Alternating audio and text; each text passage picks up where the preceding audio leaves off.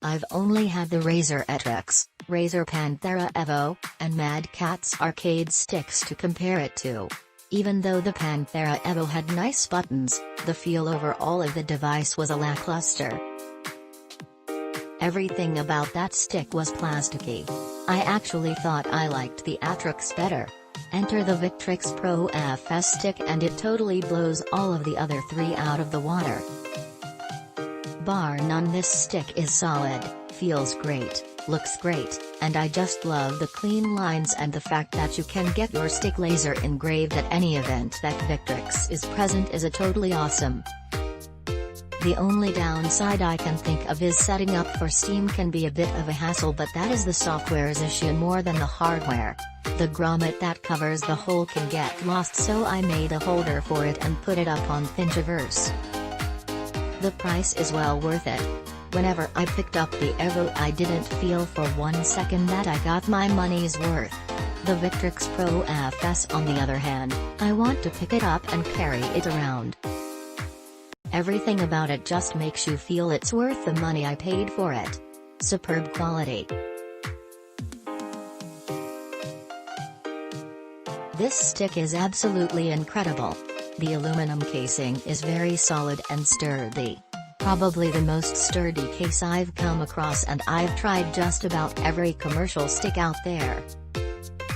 The surface has a lot of room for your hands, which I really like, and the surface is actually slightly angled, which makes a huge difference for me. This is one of the best features of the stick in my opinion. The case also has two large cutouts on the bottom which are used as handles. Thank you Victrix, this is the second best feature. The stick and buttons are Sanwa, with 8 black OBSF buttons and a JLF stick. But this JLF has a detachable top similar to FreakMod's Link. It is in fact the Link 2 and is very handy for removing the stick and storing in the bottom compartment.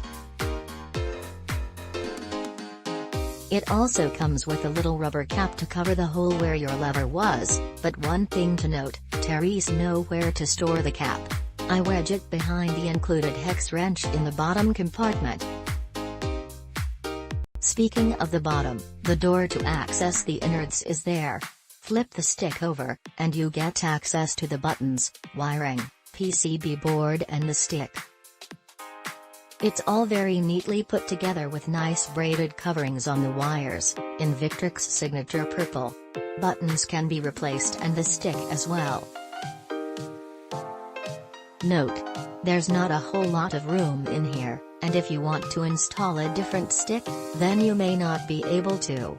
The spacing around the plate for the stick is very tight. So if you want to put in a different lever, this is not the stick for you. Buttons can be replaced easily enough, but the Victrix layout is tighter than say NR1, which is true for any sticks using the Victrix layout. As far as replacing buttons, that's what I did. As much as I love Sanwa buttons, one thing to note about this case: it's loud. Much louder than any other stick. The tapping of the Sanwas are amplified greatly over a TE2, Obsidian, Panthera, Rap, Fighting Edge etc. It's quite noticeable compared to those. I tried some second general silent Sanwas and they were great, muffling the sound a lot but keeping the classic feel. Then I also tried some Gamer Finger Silvers. These are also great. I decided to leave them in and I'm quite happy with them after using them for a couple weeks. The stick has a touchpad button function, not a touchpad, as well as buttons for L3, R3 which you set up in the button bar above the layout. It also lets you control the LED lighting which glows from the sides of the stick, similar to the Quanba Obsidian, but with every color and light option you can think of. It's a nice touch, though completely gratuitous, and I'd take a version without the lighting for a lower MSRP. You can also turn it off. The cord.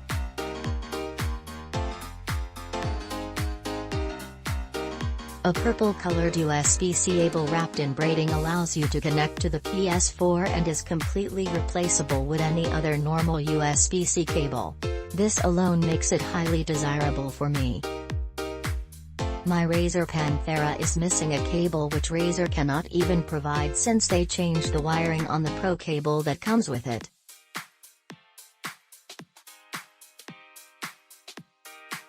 There's die-cast metal cord wraps on the top of the case so you can neatly wrap your cable up instead of wrapping it around the case like you see people do at tourneys. Very handy. With the handles too? Awesome.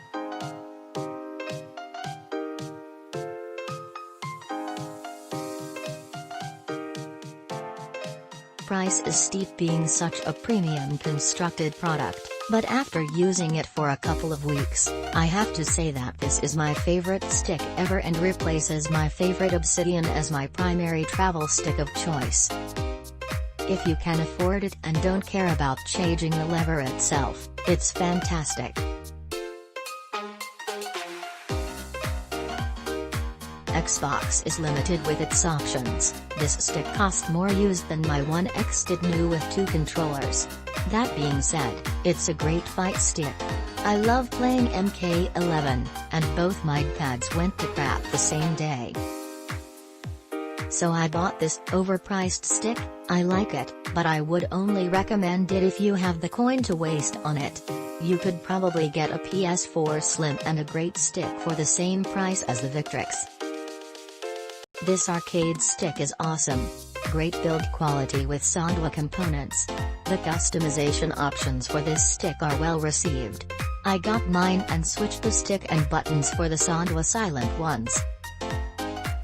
Something to be improved for next revisions is the inclusion of the touchpad that was included in the Street Fighter editions of this arcade stick and expand the space and cable length to customize.